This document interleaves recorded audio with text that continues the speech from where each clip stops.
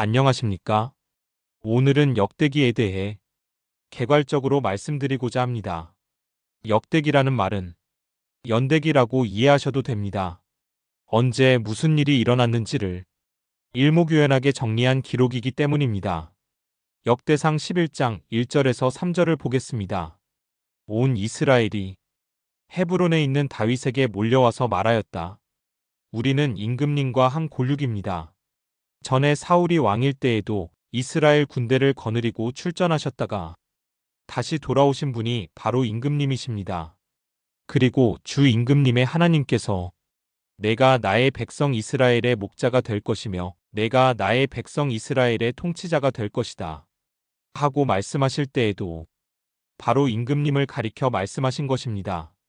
그리하여 이스라엘의 모든 장로가 헤브론으로 왕을 찾아오니 다윗이 헤브론에서 주님 앞으로 나아가 그들과 언약을 세웠다.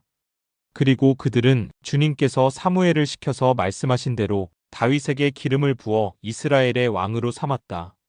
이번에는 사무엘하 5장 1절에서 3절을 보겠습니다. 이스라엘의 모든 지파가 헤브론으로 다윗을 찾아가서 말하였다. 우리는 임금님과 한 골육입니다. 전에 사울이 왕이 되어서 우리를 다스릴 때에 이스라엘 군대를 거느리고 출전하였다가 다시 데리고 돌아오신 분이 바로 임금님이십니다.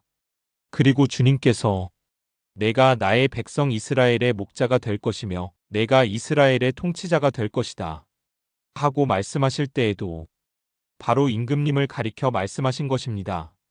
그리하여 이스라엘의 모든 장로가 헤브론으로 왕을 찾아오니 다윗 왕이 헤브론에서 주님 앞으로 나아가 그들과 언약을 세웠다.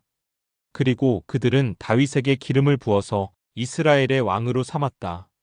이렇게 기록되어 있습니다. 두 본문이 표현만 조금 다를 뿐 내용은 거의 같은 걸 확인할 수 있습니다. 역대기 기자가 사무엘서의 기록을 가져와 거의 그대로 인용한 것이기 때문입니다.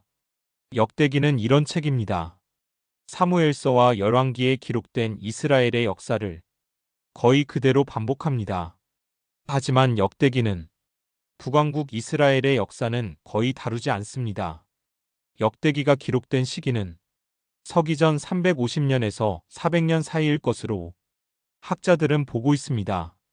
바벨론 포로 생활을 마치고 옛 유다 땅으로 돌아온 사람들이 주축이 되어 자신들과 본토 주민을 위해 쓴 책입니다. 그런데 당시 귀환자들은 옛 북왕국 지역에 남겨졌던 주민들을 더 이상 동족으로 인정하지 않았습니다.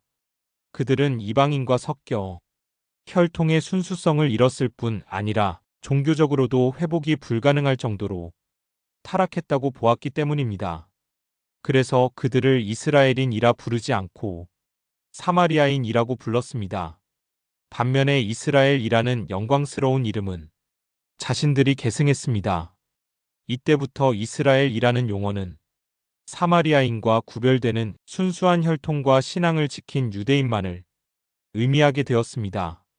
이러한 맥락 때문에 역대기는 북왕국의 역사를 아예 다루지 않은 것입니다. 역대기 저자에게 가장 중요한 과제는 이스라엘이 하나님의 선택받은 백성이라는 자부심을 회복하는 것이었습니다.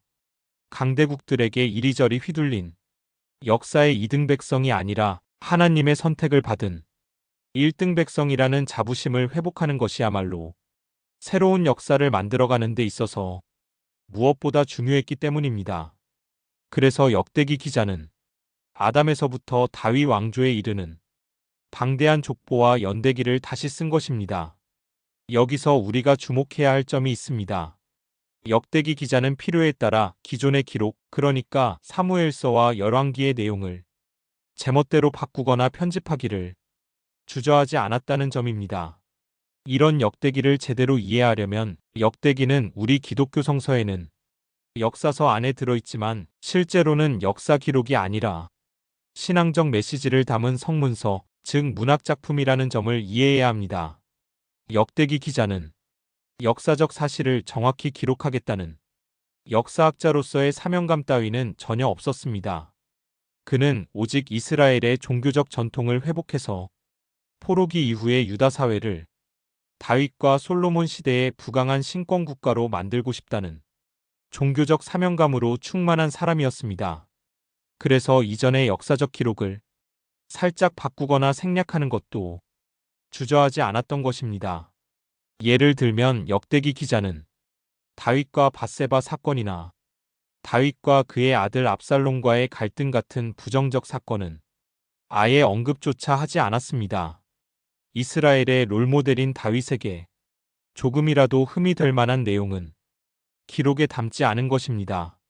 역대기 기자는 다윗의 왕권이 회복되어 그때의 영광을 되찾아야 한다는 희망의 메시지를 동포들에게 주기 위해 문자 그대로의 정확한 인용보다 이런 변화를 주는 쪽을 선택했습니다.